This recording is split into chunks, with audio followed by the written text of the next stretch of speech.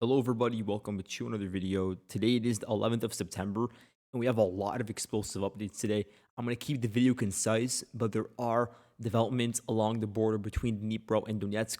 So we'll look at the capture of the village of Sosnivka. Furthermore, we'll zoom in on the Zloty, Koldyaz, and Kuchevyar pockets. We'll look at the situation continuing to develop to the east of Kostyantynivka, where we have two rather deep Russian penetrations. So I want to analyze the movements over there and look at a bit of the order of battle as well.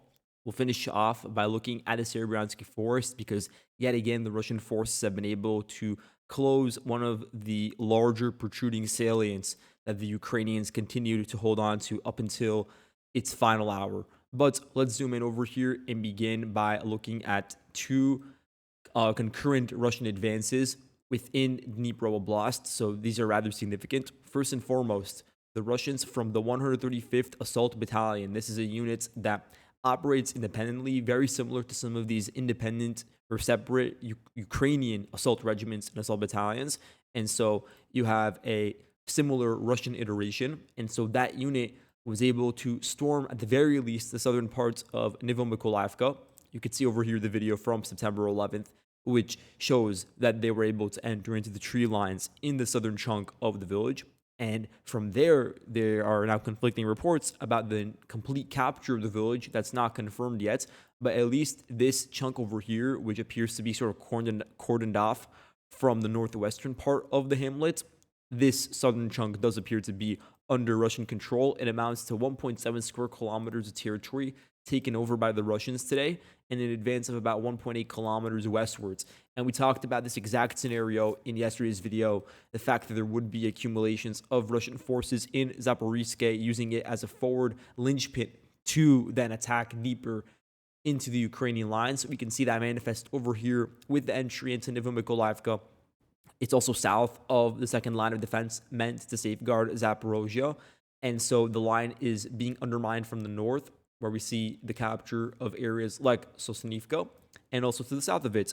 So a lot of the utility of the defense line, which was supposed to absorb these assaults coming in from the south, pushing northwards, is being rendered null and void in real time. These defenses and all of the defensive works, there's so many trenches and dugouts and dragon's teeth and sometimes even barbed wire and mines that were laid over here. And the entire intention was in order to, preemptively ensure there would be no successful Russian assaults coming in from these arrow vectors over here. But they never appeared from that direction. We've seen the Russians just completely circumvent the defensive line from the east and then close down and turn southwards from the north, as we're seeing right now occur a bit further north from what you see on the screen over here. And then we also see them undermining the defense line from the south and just completely bypassing it. The Ukrainians have several issues along this part of the front line that I detailed in a tweet just a couple of hours ago. The fact that the villages over here, they are spread apart, they are rural in nature, which is a big problem over here because they're small in surface area, meaning it's difficult for Ukrainian forces to concentrate a large chunk of infantry. We're talking about, in this case, infantry companies. They can't be concentrated in the same village or in the same populated area, not even in any sort of fortifications over here, because it would be simply too dangerous. There wouldn't be enough of a capacity for it. And if they were all huddled together, it would raise the stakes and allow the Russians to inflict mass casualties, as we saw the Russians just significantly increase their MLRS shelling and FAB strikes on some of the successive villages past the line of contact. So we're talking about villages like Verbove, Kalinivska, Stepove. The preparation is already underway to flatten these villages. Now, that doesn't happen usually because the Russians arrive at the villages before these sort of strikes actually cause significant damage to the houses, because that's just the nature of the fighting over here. The villages are small, so once the Russians are able to actually set up a bridgehead, taking it over becomes easier. But yes, there is certainly preparation, which does leave Ukrainian forward positions exposed. Furthermore, the connectivity between these villages is very poor. There's pretty long distances between villages like Verbove and Oleksivka. Oleksivka in its own right over here, just as one example, is cut off from an area like Novo Oleksandrivka or Estepil. There aren't many paved roads. There's one that connects between each individual village. And that means that the Ukrainian movement is concentrated in particular corridors that are spotted by the Russian side and targeted accordingly. And it means that the Russians could very easily turn the tables, cut it off, and then use those same routes for, their own offensive ambitions. And so that's just one component of one of the many reasons why the dynamics over here for the Ukrainians, and I'm talking about essentially south of the Vavcha River over here, this entire region in between the Zaporizhzhia and Dnipro border, and then the Vavcha River and its southern bank. So it's about 430 square kilometers of territory. And I'm not saying that all of it is, going to fall immediately or anything like that, especially areas near the Haichur River, which is already pretty close to the sphere of influence of a key city like Pokrovsk. But my main point is that, especially further to the east over here, not near the line of contact, there is a lot of room for deep Russian penetrations that cannot be effectively resisted by Ukrainian forces, both due to the quality and quantity of the forces over here. Again, let me reiterate, since the Russians started exploiting the capture of Kamar and crossed over the Mokrali River and pushed further westwards, the Ukrainians have only redeployed the 110th Mechanized Brigade and the 225th Assault Regiment. That is simply not going to cause any sort of substantive difference. They are important units, and they do have a level of experience and quality that enhances any defensive force, but on their own, it's not going to be enough against the Russian order of battle over here that we've been covering for so long, and it now includes the 135th Assault Battalion, but also the 57th Brigade, 60th Brigade is over here, 36th, 37th Motor Rifle Brigades, 5th Tank Brigade, 14th Special Purpose Brigade, a bit to the north over here. You have 336th Naval Infantry Brigade. Perhaps they were moved to Pokrovsk. I'm not sure about that yet, but they were certainly also heavily involved in capturing areas around Voronezh and Sichneve. And speaking about this sector, let's zoom in over here. The Russians have taken over another 2.14 square kilometers of territory, including the entirety of Sosnivka. So look at this. They were able to push another 2.5 kilometers westwards over the past 24 hours. And this is based on footage from September 11th of a compilation clip from the 36th Motor Rifle Brigade, wherein they captured the village, they raised the flag in the center, and they claim to have destroyed a company's worth of manpower. Within the context of Ukraine, that spans between 80 to 150 men, probably on the lower end, especially in an area like this that's so expansive, includes so many open fields, rural in nature. But then again, destroyed, as I always reiterate, includes killed and wounded, so that's their claim. And this means that the Russians now have access to one of the only road networks over here that's actually paved, which is important for motorcyclists. It's important for any mechanized asset, even if it's one individual vehicle that's conducting the drop-off. If it's an MTLB that's dropping off infantry, perhaps a squad of 8 or 6 of them. So this is still important for that context. But you can see over here how there is a pocket that is brewing and certainly is in need of a correction, because it's going to be very difficult for the Ukrainians to continue holding out in some of these outstretched locations within this salient that I'm highlighting over here that amounts to around 27 square kilometers. There are several mini salients that are also within the crosshairs of a Russian advance in the near future. So this region is extremely exposed due to the 57th Brigade operating near Zaporizhzhia and the 36th near Sosnivka, and then it can close in using this paved road over here around Brezhove, and by extension Chernove would also fall in the process, in addition to all the other trenches along the second line of defense in Zaporizhzhia or any other disconnected fortified posts that you see over here near the vertical paved road. So all those regions are certainly now under threat of being cut off, and if not cut off, then just being taken over in a cauldron squeeze, as we've seen infamously occur throughout the entire course of the battles along this part of the front line and elsewhere, of course. Now, the capture of Sosnivka is important because, think about it, where are the Ukrainians going to congregate in order to hold out against deeper Russian assaults? They can't really do it in any meaningful way in an area between the line of contact and Oleksivka. And again, Oleksivka in its own right is very difficult to access and lacks a lot of connectivity to nearby villages. But you look at the distances, Oleksivka is about 7 kilometers away. In between, you have, of course, tree lines. Those will always be utilized. You have ravines that run along floodplains. There are a couple of them that you can see over here. So naturally, the Ukrainians will then split off into smaller groups, and that means there's going to be a lot more fluidity over here. It's going to be easier for Russians on armored vehicles or on motorcycles to penetrate with depth in mind in order to dismount within perhaps a location, a tree line or a trench where the Ukrainians don't have full coverage and aren't necessarily present at 24/7. And then that gets the ball rolling again for further Russian momentum and then another change to the front line. Now, what I'm warning about, and I'm going to move on after this because we're keeping it concise, but what I'm really looking at keenly is the potential for the Russians to take advantage of this sort of gap over here, this rural gap in the line of contact and a bit to the west of it, and use that to then pivot southwards and begin attacking the Yanchor river line from the north in order to, supplement the already existing Russian pressure coming in from the south in the east. And that would be a mechanism by which the Russians can kickstart a campaign in Zaporizhzhia, especially in the eastern parts of Zaporizhzhia that still remain under Ukrainian control. And this will not happen overnight. This is not something that's spontaneous. It's not going to, be in any sort of rapid pace, but certainly I think as a long-term directional advance, it's certainly headed in that way because I think the Russian priorities are centered around that and more generally around an area like Kuliapoli after the Yanchor River line, because the Yanchor River line, as we all see over here, acts as a really paramount buffer to the northeast of the city that prevents any sort of pressure being exerted upon it from this really strong eastern flank. And then from the south, the Ukrainians have enough manpower and fortified defenses to ensure that there aren't going to be any frontal assaults. So yes, I think that's also a part of the Russian consideration over here. So keep that in mind. Now, zooming in over here, there's been a bit of a correction by Deep State. Now, I'm going to cover what they allege to be the case out of, the sake of fairness. But in recent days, Deep State's, their conduct, I would say, has not been transparent when it comes to the map updates.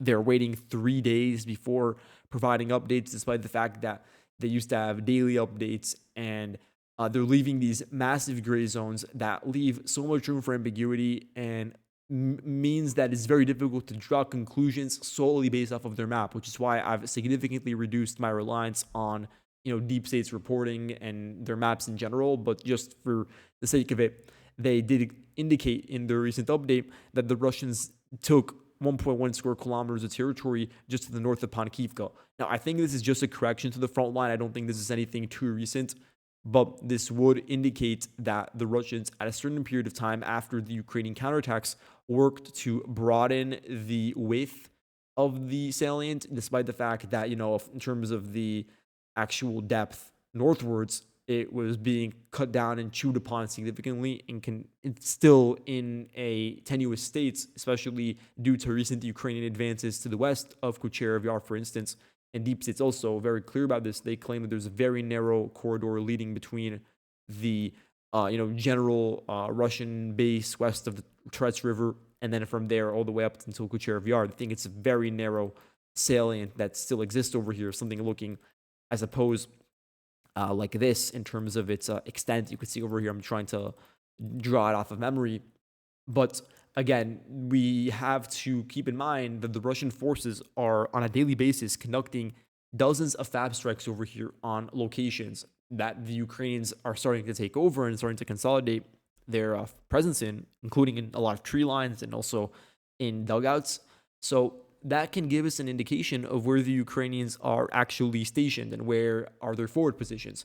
And what we haven't seen are Russian fab strikes on areas from Kucherov Yar and then directly southwards if we're moving in like a 90-degree angle southwards in a straight line. And that's a pretty good indicator that there is likely no Ukrainian presence in these areas, that the Russians still do maintain a presence in those areas, to the contrary of some of the reports that the Kucherov Yar village has been cut off for 2 weeks, which would be wholly unrealistic. Now, at the same time, Deep State's claiming that the gray zone is expanded south of Volodymyrivka and also a bit to the west of Poltavka. But their adjustments to the map in terms of Ukrainian counterattacks, they don't actually change my demarcation line. They change the Deep State demarcation line because they previously had a very large gray zone, and now they're starting to close the gray zone in certain locations by claiming the Ukrainians are taking the land back. But on my map, for instance, that gray zone that was previously reported by Deep States was always under Ukrainian control. There was no dispute about it. And so the deep state claim about like these locations over here generally being taken over, I have always asserted that they've been within their hands. And so, yeah, I just have not seen enough of an indication to show that the Ukrainians have actually conducted some sort of localized counterattack in recent days in these areas. It seems as if they're just holding on to what they control, running along the defense lines over here, including a lot of anti-tank ditches. And in that regard, they have been successful in terms of staving off attacks and ensuring that the Cauldron from Volodymyrivka up to Toretsk is still safe, is still, able to function, that the supply lines are still, moving day in, day out. But it is true, though, that the Russians did capture another 1 square kilometer to the north of Poltavka. So they are working on closing this outstretched salient that is also to the south of Rusin Yar. And the fall of this particular salient would then straighten the front line and provide the Russians with a necessary platform to focus their efforts on the next line of Ukrainian defenses, because there were a couple of these unified, really wide, and really imposing defense lines.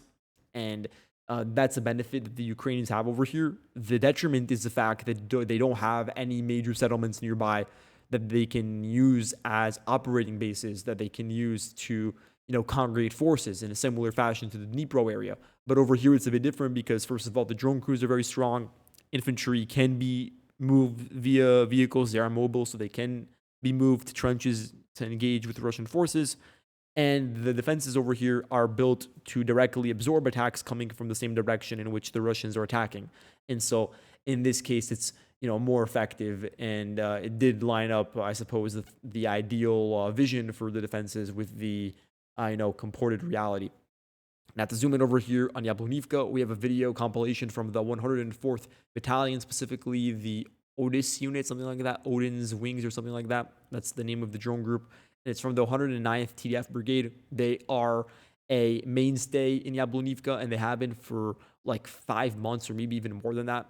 So on September 11th today, they released videos of grenade drops onto Russian forces in the same dugouts and fortified positions that the Ukrainians had built north of Yablonka, and they built them because, of course, Yablonka is on low-lying elevation, and then all of the area to the north, basically in between Stepanivka and the northern outskirts of Yablonka, is actually on rather high elevation. So they're the perfect locations to protect the T-0504 highway and to overlook Yablonka. So that would ensure that in a scenario where the Russians take it over, which of course they have, the Ukrainians would still have an ability to fire from the high ground and to get a very good view of their movement, and as a result stymie any potential advances further northwards in the direction of Kostyantynivka and any of the other supply lines leading into it. Now, this has led to this sort of slogfest where the Russians are individually clearing out defenses, and drone crews from the Ukrainian side are picking them off as they do so. And that's why the pace of fighting over here has died down to such a significant degree.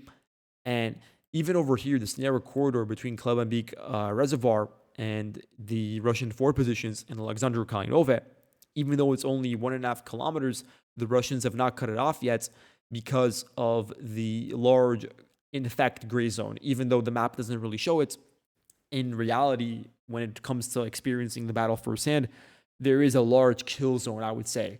An area where drone crews are extremely active, and they have every single square inch of this part of the front line just memorized, and they understand movement patterns by either side. And I'm talking specifically now about the Ukrainian side.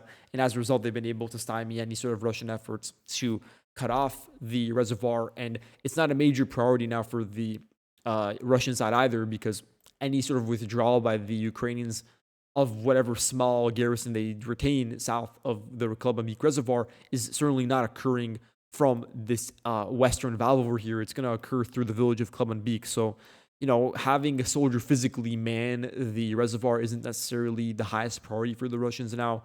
Their main priority is a bit to the west, trying to take over these final defenses, and then as a result, use them as a platform to continue pushing northeastwards towards the outskirts of Kostyantynivka, which is, again, a very long, drawn-out process due to the insane and just sheer amount of density.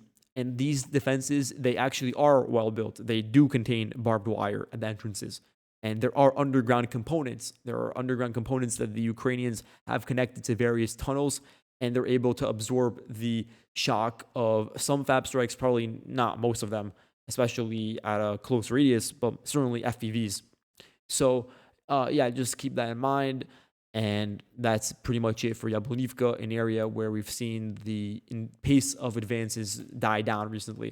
Okay, also over here, we have the Russians in a recent video from September 11th advancing just to the east of Nelipivka. This is a really important video because it shows that the pressure is continuing to mount to the east of the Toretsk River, to the east of the Klemenbeek pockets, and in the general direction of Kostyantynivka, but in this case, along the southeastern outskirts of the village. So 0.87 square kilometers of territory taken. This video shows grenade drops onto the Russian infantry as they were approaching the village, and it appears as if the most likely route taken by the Russians was along this local route, and then perhaps they arrived at the highway that runs basically adjacent to the Toretsk River. And then from there, they just made this turn to the right, and it's northwards in the context of the map. And that's where they were spotted by the Ukrainians and targeted accordingly. The Russians, of course, trying to seep into some of the forested areas over here. There's a lot of shrubbery that's not been destroyed, some great foliage for concealment, and also a lot of fortifications built by the Ukrainians in a very narrow corridor. And so those are not being manned 24/7 by the Ukrainians due to the sheer, I suppose, danger of doing so. Aerial reconnaissance is very active around here on the Russian side as well, and Russian FAB strikes are still, a daily occurrence in this particular location. So Ukrainians have to be very careful about their deployment choices. So I would assume that most of the forces near the front line will be deployed in basements in Plashivka, and then from there branch out during the day to engage in fighting. But in any case, the Russian side, let's measure their advance in terms of just distance over here. It's about 2.3 kilometers westwards, and we're talking about a advance through an area that's very dense in terms of defenses, and so 2.3 kilometers actually is significant within that context. It also means that there's just further strain on the Ukrainian outstretched pockets that are still trying to project power just to the west of Delivka or near the mine north of Toretsk, trying to just ensure that there is still a pressure valve on the Russians as they continue to build up their forces and accumulate artillery garrisons, mortars, drone crews in Toretsk. That's why the Ukrainians have these forces over here. It's for that reason, but also in order to just distract the Russians and keep them from creating a solid front line that can just focus all its efforts on a singular target, which would be, as we've always said, the over here, Kryvyi Toretsk river line all the way up to Kostyantynivka.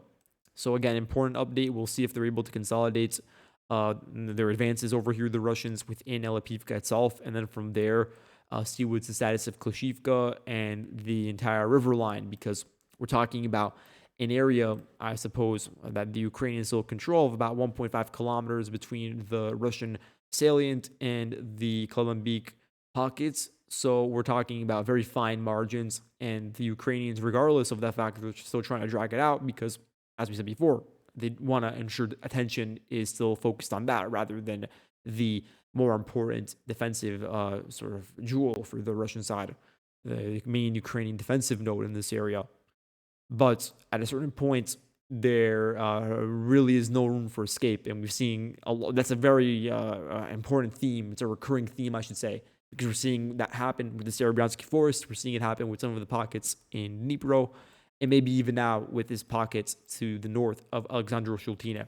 So the Russians captured 4.6 square kilometers. This video from the Vartovy drone unit of the 36th Marine Brigade shows strikes onto infantry and strikes on vehicles that the Russian infantry used, and onto the trenches and the tree lines wherein they were located. A lot of these local trenches that are not really unified into a single fortress, they're still important. Now they're being stormed by the Russian side and taking them over. So the Ukrainians, they don't necessarily have the infantry over here engaged in counterattacks to reverse the Russian advances. Instead, they're utilizing their drone crews to pick them off, and then perhaps they send in an assault battalion or an assault company from one of the operating units over here, like 36th Brigade, like perhaps the 104th TDF Brigade, and there are a couple of other ones as well that are pretty notable in this region. But perhaps after that, they try to clean up the pieces, but this is not sustainable.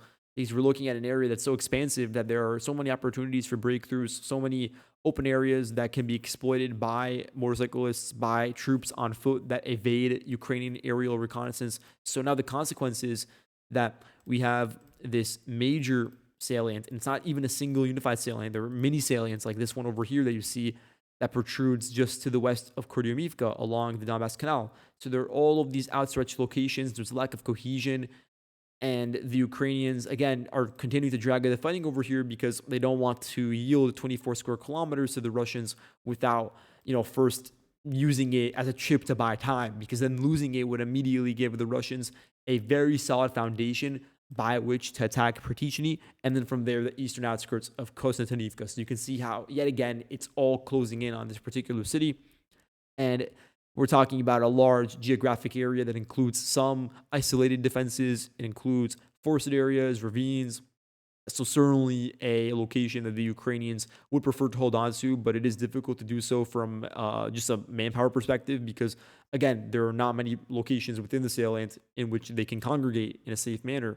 The supply route is about 1.6 kilometers in width. So again, entering in and out is going to be difficult. It's going to be a hassle for the Ukrainians as they continue to try to drag out their defensive efforts within the pockets. But now to finish off, we'll look at the Seversk front in the Serebriansky forest. So over here, the Russians captured 1.9 square kilometers of territory just south of Novoselivka and north of Vimka. This video is from the Incognito group. It's a drone unit in the 54th Brigade. They conducted grenade drops onto tree lines and onto Ukrainian fortifications, including some underground components. And we're not talking about tunnels or anything. We're just talking about perhaps a shaft or like a small dugout that's caved in. It's like built into the trench, and then from there there's a route in and out of it. And then there's maneuverability within the trench itself, because the trench is over here, yet again, very dense in this particular location. There's a lot of consideration for ways to absorb artillery fire to reduce the sort of shock that is incurred by the underground structure. But again, it's always going to be constrained by the fact that the Ukrainians over here, they're fighting in an area that's extremely far away from their main operating base in Seversk. The fact that the Russians have been, closing in for years now on these fortifications for now 3 years, over 3 years at this point, that they've been, striking them consistently, sending in ground dispatches to storm them. And so eventually it does reach a critical mass, especially with the infantry over here that are concerned with so many other locations, including Zaporizhzhia in recent days, including the northeastern flank of Seversk and Serebrianka. To finish off with Serebriansky Forest, 6.2 square kilometers of territory captured north of Serebrianka in this particular case.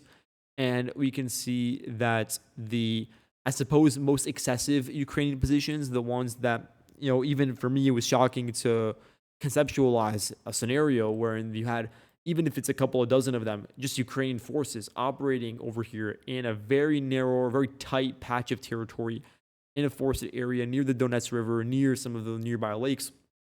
And then it's 17 kilometers away from the nearest source of population, which would be Yampil. And a lot of Ukrainian assets are now beginning to be concentrated around Yampil and Ozerny, rather than their previously established and understood positions within the forest itself, because at this point it's become so untenable. So you're seeing a withdrawal of a lot of the second-tier infantry forces, I would suppose, Yampil, the ones that are at the line of contact, the forefront vanguard, are still engaged in fighting near the Donetsk-Luhansk border, and some of them are still located within this pocket, which is yet another one that I'm sure will fall in a very short period of time, because it's simply unsustainable for any group of forces to remain over here. They could withdraw through the 500-meter corridor westwards, north of the river, or they can just cross manually over the Donetsk River and move southwards to Seversk or to Zornivka. Either way, the Russians are ensuring that Seversk, or not Seversk, but the Serebriansky forest is on its last legs. This has a lot of implications for Liman. It has implications for the northern flank of Seversk as well, because it could be used now as a crossing opportunity, and then a new attack vector can form along this paved road into Seversk. So yes, there were a lot of possibilities, but that's pretty much it for today. Thank you all so much for watching. I'll see you guys in the next video. Goodbye.